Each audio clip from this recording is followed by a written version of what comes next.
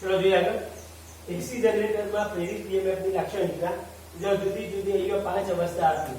Theta બરાબર 0, theta બરાબર 90, theta બરાબર 180, થીટા બરાબર 270 અને થીટા બરાબર 360. એટલે કે એક આવર્તકાળ દરમિયાન જુદી જુદી અવસ્થાઓ. અહીંયા EMF નું મૂલ્ય 0 થી મહત્તમ, 0 વિરુદ્ધ દિશામાં મહત્તમ ને ફરી પાછું 0. જોઈ લઈએ. એસી જનરેટરમાં પ્રેરિત EMF નું સૂત્ર આપણે આગળ જોયું. એપ્સિલોન બરાબર એપ્સિલોન 0 sin ઓમેગા t અથવા તો એપ્સિલોન 0 sin 2 પાઈ ન્યુ t, જે સમય સાથે આવર્ત રીતે પ્લસ એપ્સિલોન 0 થી માઈનસ એપ્સિલોન 0 ની વચ્ચે બદલાયા કરે છે. અને તબક્કા જોઈ લઈએ. પહેલો તબક્કો t બરાબર, કારણ t બરાબર 0 સમયે ગોચરાનું સમતલ એ ચુંબકીય ક્ષેત્રને લંબ છે. એટલે કે અહીંયા થીટા બરાબર ઓમેગા t માં અહીંયા t બરાબર 0, તો આનું મૂલ્ય આવશે 0. એટલે કે એપ્સિલોન બરાબર એપ્સિલોન 0 ગુણ્યા sin 0, 0 સાથેનો ગુણાકાર 0. આ રીતે આવે. આ ચુંબકીય ક્ષેત્ર હંમેશા એક જ દિશામાં રાખવાનું, n થી s. અને ક્ષેત્રફળ આ રીતે આપ્યું. આ જે ગોચરું આપ્યું, ગોચરું આ રીતે, તેનો આ દિશા કઈ થઈ? ચુંબકીય ક્ષેત્રને લંબ દિશામાં. ક્ષેત્રફળ સદિશ ગણીએ તો a ની દિશા આ બાજુ થાય. બંને એકબીજાને a અને b એક જ દિશામાં ગણી શકાય. ચલો બીજા નંબરે t બરાબર t/4 સમયે ગોચરાનું સમતલ એ ચુંબકીય ક્ષેત્રને સમાંતર છે. ચોથા અહીંયા ચુંબકીય ક્ષેત્ર આ બાજુ, અહીંયા આ રીતે ભ્રમણ કરશે. બોલો, ભ્રમણ કરે બંનેની દિશા કઈ થઈ? એક જ દિશા થઈ. એટલે શું થયું? અહીંયા આ બાજુ ચુંબકીય ક્ષેત્રની જે સમાંતર રીતે મળવાનું. ચલો ક્ષેત્રફળ સદિશ આ બાજુ આવે, ઉપરની બાજુથી a અને આ b વચ્ચેનો ખૂણો 90, એટલે કે થીટા બરાબર ઓમેગા t બરાબર 90.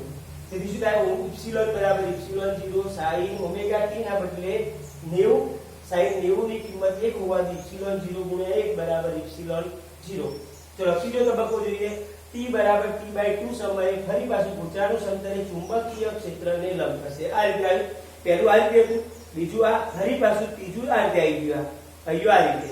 એટલે શું થયું? લંબ થઈ ગયું. હવે ફરીથી એક 0 અવસ્થા t/4 સમય થયો અને આ બાજુ t/2. એટલે આ શું આવ્યું? લંબ દિશામાં ગણાય. ક્ષેત્રફળ સદિશ છે આ બાજુ અને b આ બાજુ, બંને પરસ્પર વિરુદ્ધ દિશામાં પ્રતિ સમાંતર ગણી શકાય. ટૂંકમાં કહેવાનો ભાવ a અને b વચ્ચેનો ખૂણો 180. થીટા બરાબર ઓમેગા t બરાબર 180. એટલે એપ્સિલોન બરાબર એપ્સિલોન 0 sin 180. sin 180 ની કિંમત 0, 0 ગુણ્યા એપ્સિલોન 0 બરાબર 0. આગળનો તબક્કો જોઈએ. t બરાબર 3t/4 સમયે ફરી પાછું ગોચરાનું સમતલ ચુંબકીય ક્ષેત્ર સાથે પ્રતિ સમાંતર. આ રીતે ફરીથી પાછું જો ફરી યાદ કરો, પહેલી 0 સમયે, આ t/4 સમયે, t/2 સમયે, ફરી આટલા આવે. તો એવું શું થાય? આ b બંને કેવા થયા? પ્રતિ સમાંતર. એંગલ ગણીએ તો 270 થાય, કારણ કે ક્ષેત્રફળ સદિશ આ બાજુ અને એટલે આખું આટલાથી ગણીએ તો 270 ડિગ્રી થવાનું. થીટા બરાબર ઓમેગા t બરાબર 270. એપ્સિલોન બરાબર એપ્સિલોન 0 sin 270. sin 270 ની કિંમત -1, તો એપ્સિલોન 0 ગુણ્યા -1 બરાબર -એપ્સિલોન 0. પાંચમો તબક્કો t બરાબર કેપિટલ T સમયે ગોચરાનું સમતલ ફરી ચુંબકીય ક્ષેત્રને લંબ છે. ફરી પાછી પોતાની મૂળ અવસ્થા આવી ગઈ છે. આટલા દિશાનું કર્યું 0, t/4, t/2, 3t/4, ફરી પાછી એના એ અવસ્થા, એક પરિભ્રમણ પૂરું થયું.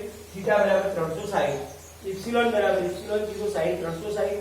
sin 360 ની કિંમત 0 હોવાથી એનું મૂલ્ય 0.